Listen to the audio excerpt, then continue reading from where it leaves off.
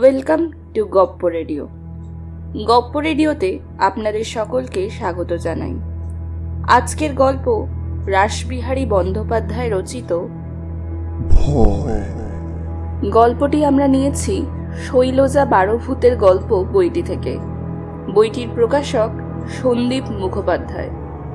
গল্পের মুখ্য ভূমিকায় আছেন বক্তা জনৈক স্কুল পরিদর্শক, head sir Shaukat Jamal, lab assistant Sirajul Islam. পারস্পরিক চরিত্ররা হলেন মিজানুর রহমান, সিরাজুল ইসলামের স্ত্রী কামলা এবং হেড স্যার শৌকত জামালের ছেলে। শুরু হচ্ছে আজকের গল্প ভয়।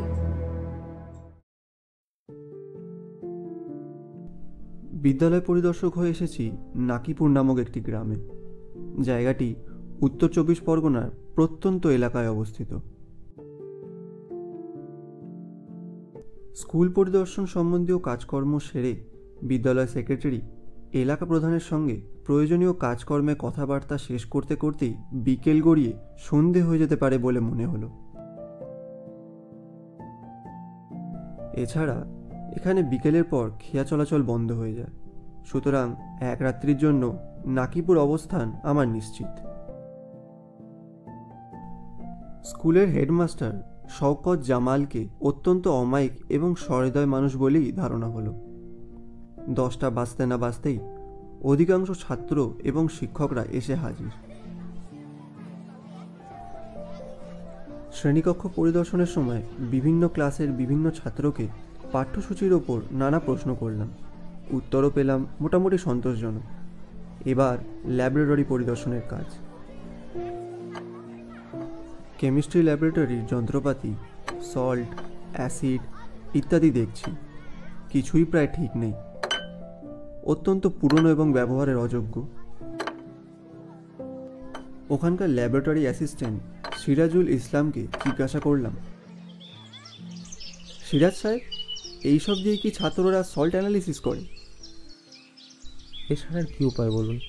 সরকার থেকে যে অনুদান পাওয়া যায় তা দিয়ে টেস্ট টিউব, বিকার, কেমিক্যাল কিনে প্রতি বছর সম্ভব হয়ে ওঠে না। আপনি স্যার একটু ভালো করে রিপোর্ট দিয়ে দেবেন, যাতে অনুদানের টাকাটা সরকার একটু বাড়িয়ে দেয়। তার সঙ্গে এমনই সব কথাবার্তা চলছে, এমন সময় শৌকত জামাল সাহেব এসে বললেন, সিরাজুল, ওসব কথা পরে হবে। তারপর আমার দিকে তাকিয়ে বললেন, আপনি এতটা পথ এসেছেন, আগে স্নান খাওয়া সেরে বিশ্রাম নেবেন, চলুন। এরপর সিরাজুলকে উদ্দেশ্য করে বললেন, তুমি কদিন ওনার সঙ্গে থাকবে আর ওনার সুবিধে অসুবিধাও দেখবে।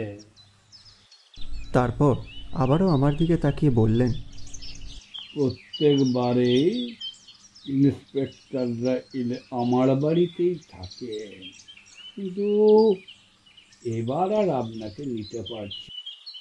শুনেছেন বোধ হয় আমার ছেলেটা অপ্রকৃতস্থ।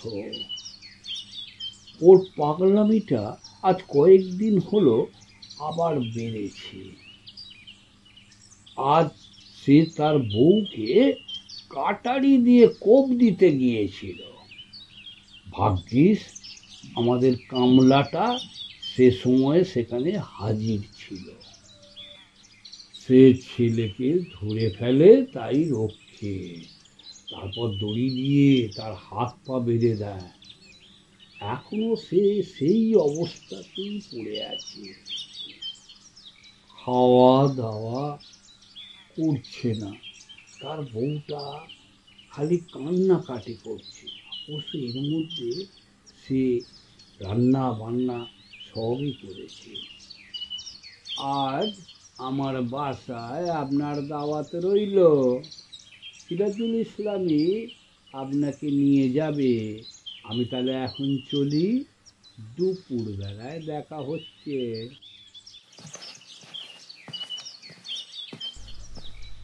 আমি তার গমনের পথের দিকে তাকিয়ে রইলাম।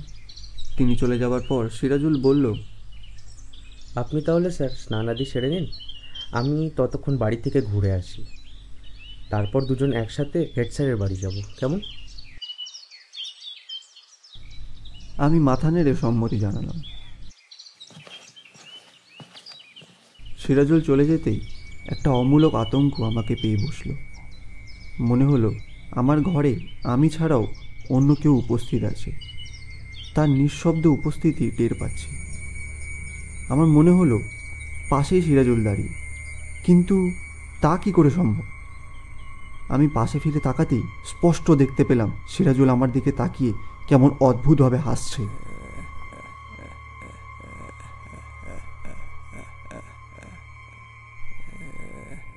এই দেখে প্রচণ্ড ধমক দিলাম তাকে, কিন্তু পরক্ষণেই দেখলাম ঘরে কেউ নেই। দরজা খুলে বাইরে বেরোতেই দেখি দূরে মাঠের ওপর দিয়ে সিরাজ হেঁটে যাচ্ছে, হাতে ঝোলানো একটা মোড়ক। সে অবশ্য আমাকে আগেই বলে রেখেছিল যে সে হেডমাস্টারের বাসায় কিছু জিনিসপত্র পৌঁছে দিয়ে তারপর নিজের ঘরেও একটা মোড়ক কিনে দেবে। আরও বলেছিল যে তার বেশি দেরি হবে না, কারণ মোড়ক কাটাকুটি করবে তার কামলা সোনু মিয়া। সে হেড স্যারের বাড়ি দাওয়াত খাবে, আর বাড়ির লোকজন যাতে কিছু ভালো খাবার খায় তার জন্যই এ ব্যবস্থা। সে চলে যাওয়ার পর ঘরের মধ্যে একা থাকতে আমার কেমন একটা যেন ভয় ভয় করতে লাগলো। বারান্দায় এসে বসলাম।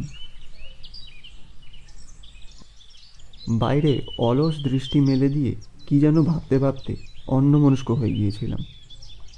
সিরাজুলের ডাকে বাস্তবে ফিরলাম। সে বলল, চলেন চলেন, অনেক দেরি হয়ে গেল, আপনার নিশ্চয়ই খুব খিদে পেয়েছে। আমি স্কুল বাড়ির এই কামরা থেকে বেরোবার জন্য বললাম, হ্যাঁ হ্যাঁ চলো চলো।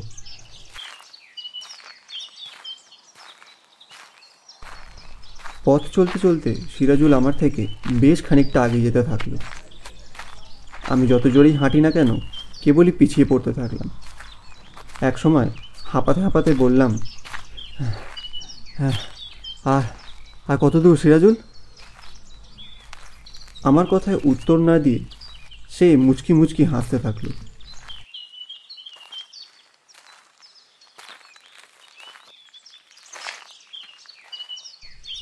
স্যার, এই হলো শৌকত সাহেবের ঘর, তবে এখনই আমাদের ঢোকাটা ঠিক উচিত হবে না, আগে আমি গিয়ে ভিতরে হালচালটা দেখে আসি। আমি তাল, নারকেল, সুপারি গাছে ঘেরা বাড়িটির দিকে তাকিয়ে থাকতে থাকতে কেমন যেন অন্যমনস্ক হয়ে গিয়েছিলাম। দেখি সিরাজুল হন্তদন্ত হয়ে বাড়ি থেকে বেরিয়ে আসছে। কাছে এসে বলল,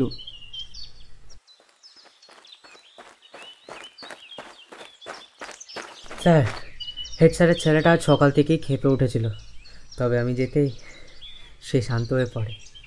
এখন সে মেঝেতে শুয়ে ঘুমাচ্ছে, আর কোনো ভয় নেই। চলেন। সিরাজুল আমাকে হেড স্যারের ঘরে বসিয়ে দিয়ে বলল, আপনি স্যারের সঙ্গে গল্পগুজব করুন, আমি ঘণ্টাখানেকের মধ্যেই আসছি। সিরাজুল চলে যেতেই আবার সেই অজানা আতঙ্কটা আমায় পেয়ে বসল, কিন্তু তা বেশিকাল স্থায়ী হলো না। হেড স্যার আসতেই তা দূর হলো। বসে বসে তার সঙ্গে গল্পগুজব করছি, এমন সময় এক তরুণী বধূ আমাদের চা জল খাবার দিয়ে গেল।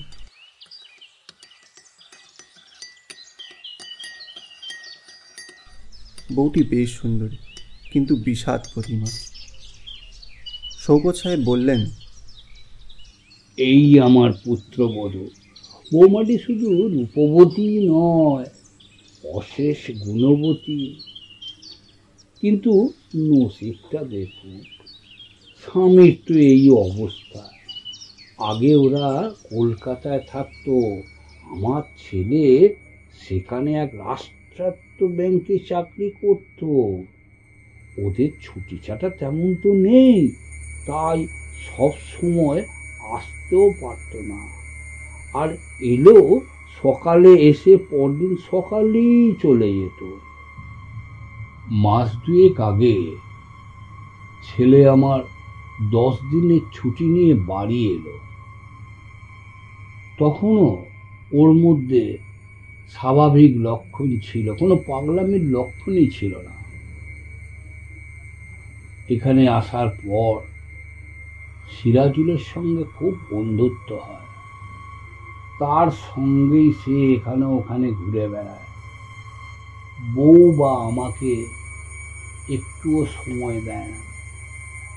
কোথায় যায় জিজ্ঞাসা করলে কোনো সদুত্তরই দিত না। সেই থেকেই প্রথম শুরু হলো তার পাগলামি। আমরা কথা বলছি, এমন সময় একটা শুকনো ঘূর্ণি বাতাস প্রবল বেগে ঘরের মধ্যে ঢুকে পড়ে ক্যালেন্ডারের পাতা, বই, কাগজপত্র লণ্ডভণ্ড করে দিয়ে চলে গেল।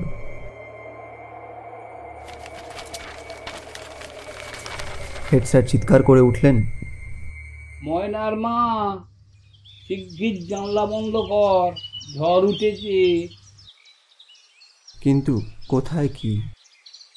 জানলা দিয়ে তাকিয়ে দেখলাম বাইরে রোদে ছাওয়া আশ্বিনের মাঠ, আর ঘরের মধ্যে দণ্ডায়মান সিরাজুল। হেডমাস্টার মশাই তাকে দেখে বললেন, তুমি এতক্ষণ কোথায় ছিলে? মেহমানকে আর কতক্ষণ অভুক্ত রাখি বলো তো? ওনার নিশ্চয়ই খুব খিদে পেয়েছে। যদিও আমার খুবই খিদে পেয়েছিল, কিন্তু তবু বললাম, না না, আমার জন্য ব্যস্ত হবেন না, একটু বেলা করে খাওয়াই আমার অভ্যেস। শৌকত সাহেবও অন্দরমহলে গেলেন, বোধহয় পরিবেশনের তদারকি করতে। আমি একটি সাময়িক পত্রিকার পাতা উল্টাতে থাকলাম। আর ঠিক এই সময় ভয়ের অনুভূতিটা আবার আমাকে পেয়ে বসল। মনে হলো কোনো অশরীরী ঠিক আমার পিছনে দাঁড়িয়ে আছে। আমি উঠে দাঁড়িয়ে চারিদিকে ভয়ের কারণ অনুসন্ধান করতে থাকলাম। এই সময় দেখি ঘরের কোণে দাঁড়িয়ে সিরাজুল, চোখে মুখে তার পৈশাচিক উল্লাস। আমি প্রচণ্ড রেগে গিয়ে তাকে বললাম, তুমি এখানে কি করছো? যাও। এই কথা বলেই বুঝলাম কাজটা করা ঠিক হলো না, কিন্তু আমি এতটাই ভয় পেয়ে গিয়েছিলাম যে তখন আমার হাত পা থরথর করে কাঁপছিল। হেড স্যারের পুত্রবধূ রান্নার হাত চমৎকার, প্রত্যেকটা পদই খুব সুন্দর হয়েছিল। বেশ তৃপ্তি করে খেলাম। খাওয়া দাওয়া হওয়ার পরই হেডমাস্টার মশাই চিৎকার করে সিরাজুল ইসলামকে ডাকতে থাকলেন। আমি বললাম, চলুন না স্যার, আমরা দুজনেই যাই। আপনার ছেলেকে দেখার কৌতূহল দমন করতে পারছি না, আর ও তো হাত পা বাঁধা অবস্থায় রয়েছে। গিয়ে দেখি একটা 27-28 বছরের ছেলে মাটিতে শুয়ে পড়ে চিৎকার করছে, তার মুখ থেকে ফেনা গড়াচ্ছে, চোখের দৃষ্টি অনেক দিনের উপবাসে থাকা কোনো পশুর মতো। আমাদের দেখে সে আরও হিংস্র হয়ে উঠল। মনে হলো তার হাত পায়ের বাঁধন ছিঁড়ে সে এক্ষুনি আমাদের আক্রমণ করবে। আতঙ্কে আমার শরীর যেন পাথর হয়ে গেল। হঠাৎ কোথা থেকে যেন সিরাজুল এসে তাকে স্পর্শ করতেই তার ক্রোধের উপশম হতে থাকল, এবং একসময় সে নিস্তেজ হয়ে পড়ল।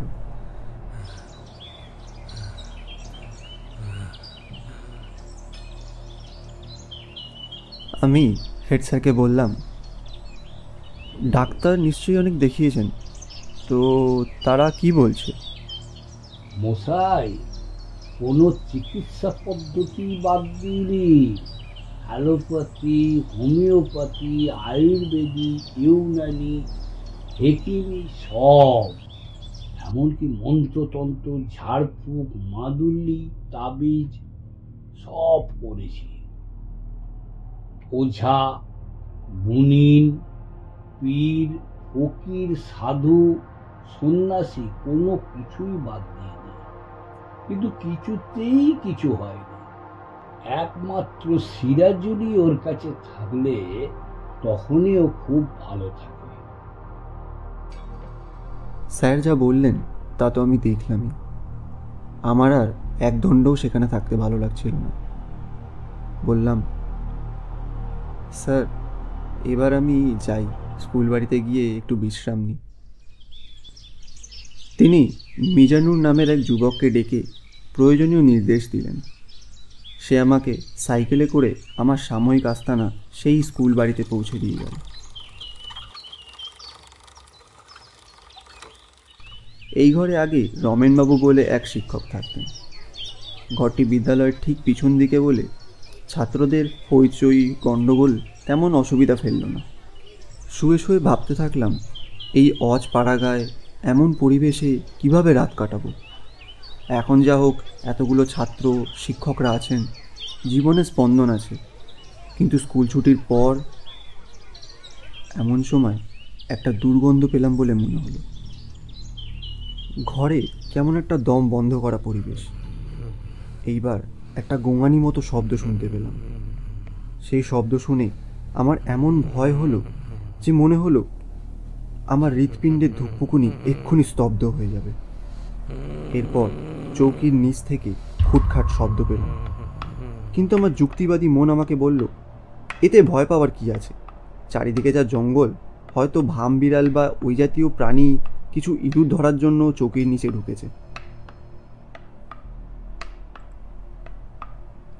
কিন্তু একটা অন্তত লাঠি ছাড়া প্রাণীটার মুখোমুখি হওয়া উচিত হবে না। এমন সময় দরজার দিকে চোখ গেল, দেখলাম সেখানে একটা খিল রয়েছে। আমি চৌকি থেকে নেমে খিলটা হাতে নিলাম। এবার চৌকিটার নিচে কি আছে দেখবার জন্য টর্চের আলো ফেলতেই দেখলাম সেখানে 4 পেয়ে জন্তুর মতো ওত পেতে বসে থাকার ভঙ্গিতে বসে আছে হেডমাস্টার মশাইয়ের বড় ছেলে। মুখ দিয়ে তার লাল ঝরছে, ফাঁক করা দুটো ঠোঁটের মাঝখান থেকে সাদা সাদা ধারালো দাঁতের আভাস। এই দেখে আমি নিথর নিস্পন্দ হয়ে গেলাম। সারা শরীর জুড়ে প্রচণ্ড এক দুর্বলতা অনুভব করলাম। মনে হলো আমার চেতনার লোপ পেতে চলেছে। কিন্তু আমার সচেতন মন এই ঘর সেই মুহূর্তেই ছাড়ার নির্দেশ দিয়েছিল। দেহের সমস্ত শক্তি এক করে আমি দরজার দিকে এগিয়ে গেলাম, আর দেখলাম বন্ধ 2 পাল্লায় পিঠ দিয়ে দাঁড়িয়ে সিরাজুল ইসলাম। মুখে তার ক্রূর কুটিল হাসি। আমার বেশ মনে আছে, ঘরে ঢুকেই আমি দরজায় ছিটকিনি লাগিয়ে দিয়েছিলাম। তাহলে এই বন্ধ ঘরে এখন কিভাবে সিরাজুল ঢুকলো? আমি যখন এসব 7-5 ভাবছি, এমন সময় দেখলাম সে ধীরে ধীরে আমার দিকে এগিয়ে আসছে। আমি আতঙ্কে প্রচণ্ড চিৎকার করে মেঝেতে পড়ে গেলাম। আমার চেতনা লোপ পেল।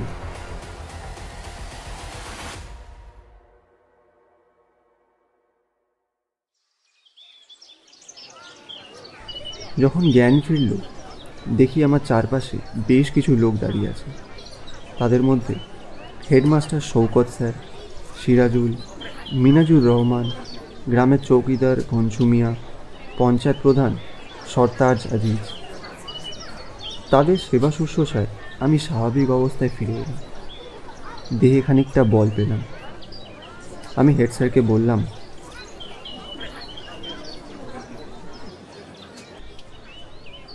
আমায় স্টেশনে ছেড়ে আসার ব্যবস্থা করে দিন, আর পরীক্ষা স্থগিত রাখার নোটিশ দিয়ে দিন।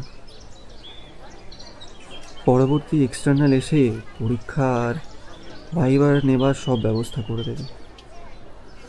আর আমার সঙ্গে সিরাজুল ব্যতীত অন্য কাউকে দিন, যে আমাকে একটু ট্রেনে উঠিয়ে দেবে।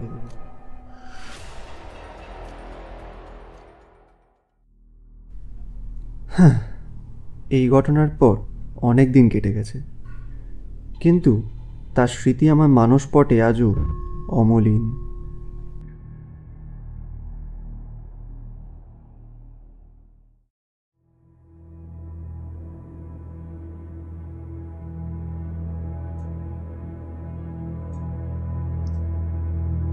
এতক্ষণ আপনারা শুনছিলেন রাসবিহারী বন্দ্যোপাধ্যায় রচিত ভয়।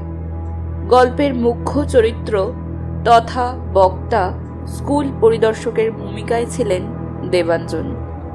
হেড স্যার শৌকত জামালের চরিত্রে ছিলেন শ্রী সমরেন্দ্রনাথ ঘোষাল। সিরাজুল ইসলামের চরিত্রে সম্বুদ্ধ সান্যাল। সমগ্র পরিচালনা এবং প্রযোজনায় সুমিতা। এডিটিং এবং শব্দগ্রহণে দেবাঞ্জন। বিশেষ ধন্যবাদ জানাই শ্রী সমরেন্দ্রনাথ ঘোষাল এবং সম্বুদ্ধ সান্যালকে আমাদের এই বিশেষ উদ্যোগে আবারও পাশে থাকার জন্য। আশা করি এই গল্পটি আপনারা উপভোগ করেছেন। শীঘ্রই ফিরব আরও একটি নতুন গল্প নিয়ে। ধন্যবাদ।